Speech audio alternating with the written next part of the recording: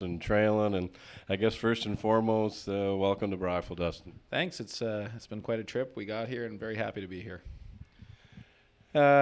Brockville Braves. How did this all kind of the transition? How did you know things were up for sale? Well, we found out through a mutual contact that the Braves were for sale. This would have been about last November. This was after I had left Cornwall, where I was coaching at the beginning of last season. Things moved pretty quickly. We reached an agreement probably in January, and the rest is history. So very happy again to be here and glad things worked out. And Dustin, you're not a newcomer to this league. You've got the roots, an ex-goaltender, I believe with the Nepean Raiders a couple years ago. A couple of dozen years ago, I guess you could say. But yeah, another proud franchise. I had a great time there, got my scholarship. But just a testament to the league. This offseason with the team that you inherited, what were the immediate needs, and how have you addressed them?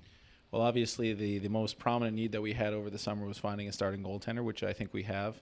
Henry Johnson, who came in and for the first couple of games has been a brick wall for us, and we're looking for him to continue that.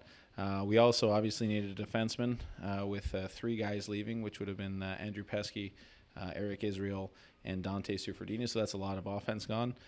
So Dan Armstrong and I really put an emphasis on finding those guys, which I think we have with Ryan Orgel, Vince Renda, and the promotion of Andrew Jarvis, who's really come a long way and has really inherited more of a major role on the back end. So, again, we're very pleased with that. And, again, as the season goes on, I'm sure we'll have to tinker with some things, but we're pretty happy where we are right now.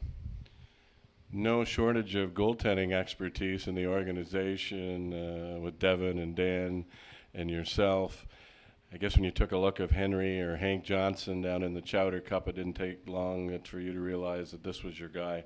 What kind of things gave it away to you to make the decision? Well, the first thing and the most prominent thing that you see with Henry is his poise. He's very calm in the net. I've said it before, and I don't want to put too much pressure on his shoulders, but he has a little Carey Price in him with that. And there's no panic in his game. Goal goes in, he comes right back. He makes a big save. He's never too high, never too low, and that's a sign of a really good goaltender. And I suppose you, as an ex-goaltender, not a fan of a two-goalie system. You like to call a number one and go from there. Well, like I said, Hank's our guy, but don't be mistaken. Michael Cherasuolo, who's our number two guy right now, he's a goaltender who I know from home, played some prep school hockey. He's another kid that's kind of been off the radar.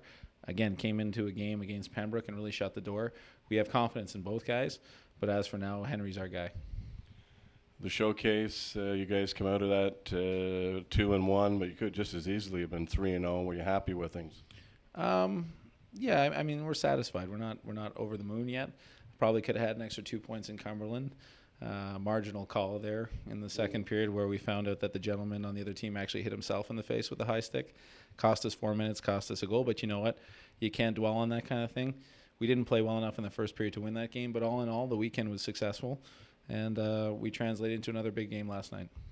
Yeah, ex-Brockville Brave as well in that scenario. Last night, this is the back end of a home of the Colts, back in some familiar settings at Ed Lumley last night. You guys off to possibly the way the looks the shots are, but I mean that can be misleading. Off to a slow start, your goaltender kept you in the game. You've seen a lot of good things. Your team come back to tie it, and then the big 2 points. Yeah, I think that it was a sign of our character, and that's one thing early on we've noticed is that there's some pretty good chemistry in the room with some of the younger guys and even the older guys taking the reins. Neil Robinson, Jack Billings, the Folks boys. Michael Murray's another one, a local boy who's really stepped up and taken the role of leader. And it's translated into some really good play and a great comeback last night. What do the Braves need to do to be successful in the back end of this home tonight? Tonight, as opposed to last night, we have to have a much better start. Can't start the first period down 16-3 in shots. It was an anomaly. I think we got away with one there. But, it's just realistically, it's getting the puck deep and working them low. I think that was the difference. We tried to move the puck a little bit too much through the neutral zone with our skates and our stick handling, and it didn't work. So we're going to play a little bit more chip and chase today and get a few more shots on net. Thanks for doing this. Really appreciate it. Good luck tonight, Dustin. Thank you. Dustin Traylen of the Brockville Braves.